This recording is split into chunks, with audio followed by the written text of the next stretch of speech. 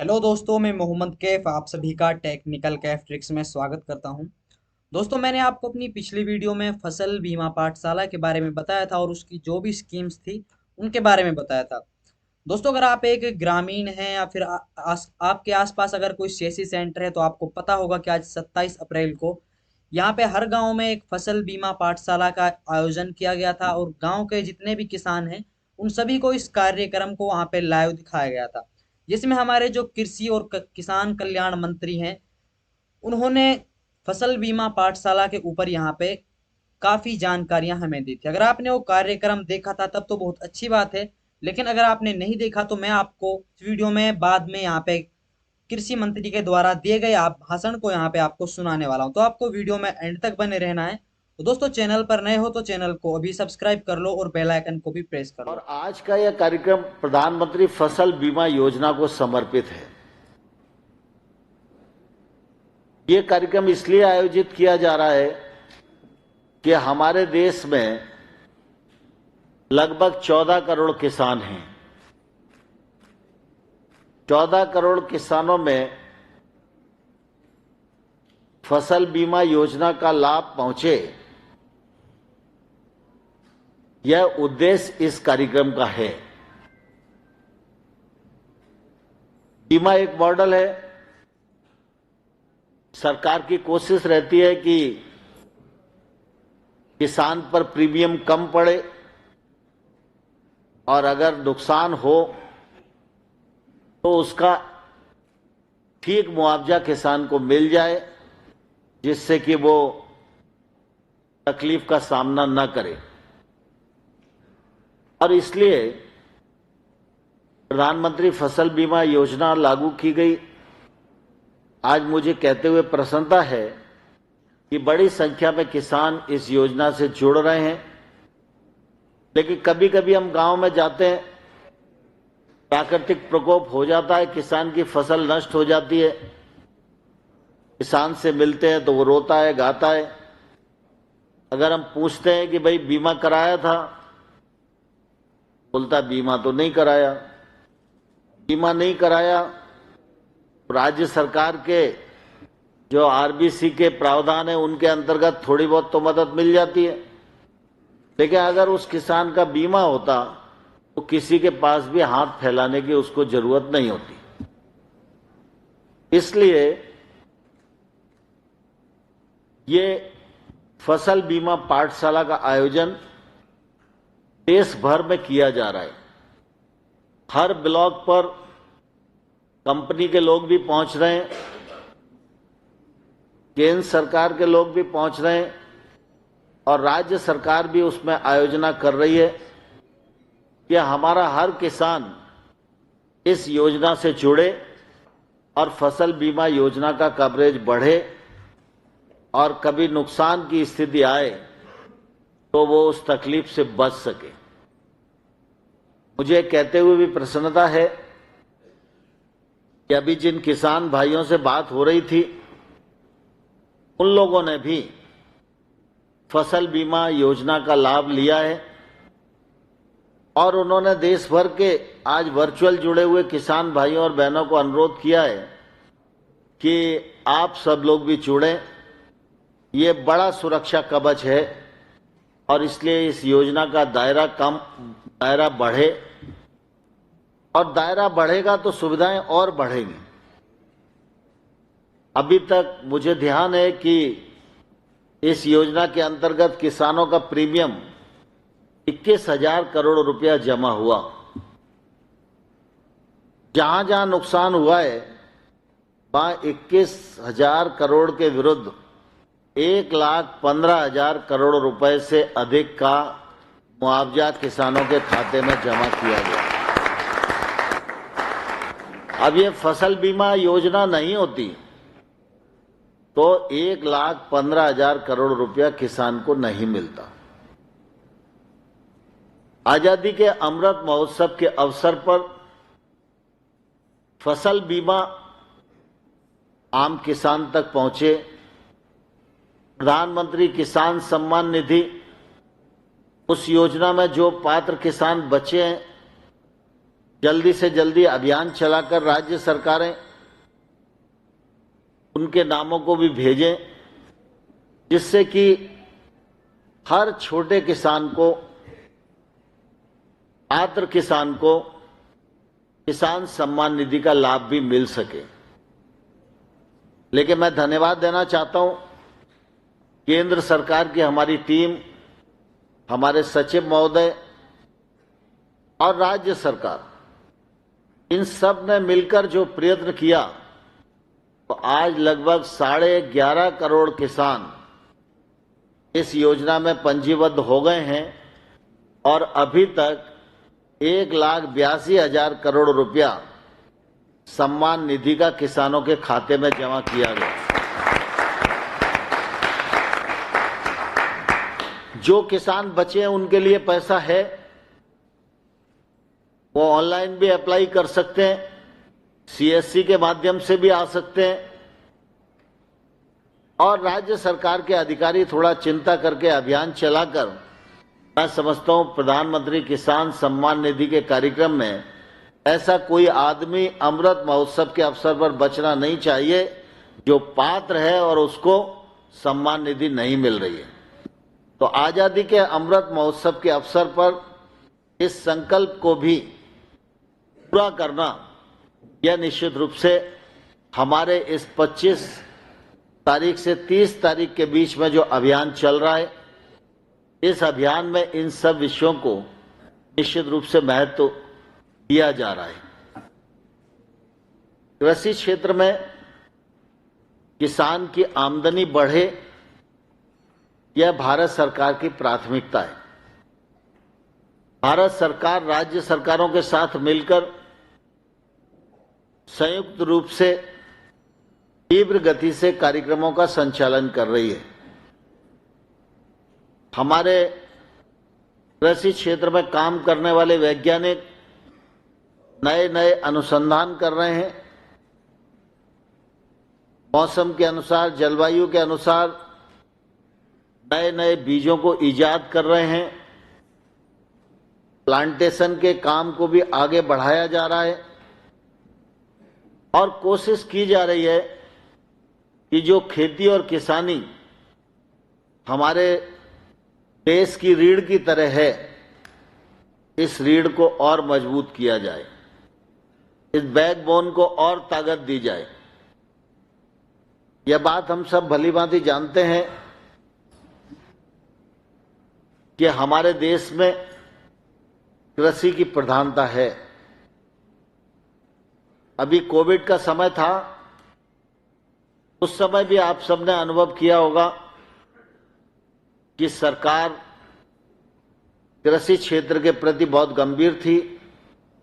Lockdown भी हुआ, Covid भी आया, सारा देश थमसा गया था, लेकिन कृषि का कार्यकलाप चलता रहा और किसान ने बम्पर पैदावार की, बम्पर खरीद हुई, लॉजिस्टिक उपलब्ध कराने का काम हुआ और किसान ने उपलब्ध साधनों में रहकर आगामी फसलें उनकी भी तैयारी की जो गत वर्ष से ज्यादा थी।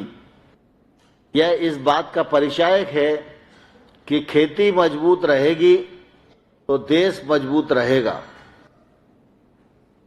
इसलिए प्रधानमंत्री जी की इच्छा है कि बाकी सब सेक्टर में काम करेंगे, सारे सेक्टर आगे बढ़ना चाहिए, लेकिन हमारा जो अन्नदाता है वह सुखी होना चाहिए, समृद्ध होना चाहिए, उसके घर में सुकून होना चाहिए और देश के नवनिर्माण में वो योगदान कर सके, इसके लिए वो समृद्ध होना चाहिए। इसीलिए केसीसी की बात अभी माननीय चौधरी साहब कर रहे थे। आप सबको ध्यान है कि जब वाजपेयी जी प्रधानमंत्री थे तब किसान साहूकारी के कर्ज से मुक्त हो, इसलिए केसीसी का कंसेप्ट लाया गया था। उस समय साधन कम थे, केसीसी की सीमा कम थी, किसान भी कम जोड़े हुए थे, लेकिन पिछले 7 सालों में प्रधानमंत्री नरेंद्र मोदी जी की कृषि के प्रति जो चिंता है, उसी का परिणाम है कि मोदी जी ने केसीसी को अभियान के रूप में लिया। पशुपालकों को भी केसीसी का लाभ मिले, यह प्रावधान भी किया गया। और आज प्रधानमंत्री जी के नेतृत्व के कारण, उनके दिशा निर्देशन के परिणाम स्वरूप 15 लाख करोड़ रुपया केसीसी का किसानों के पास है।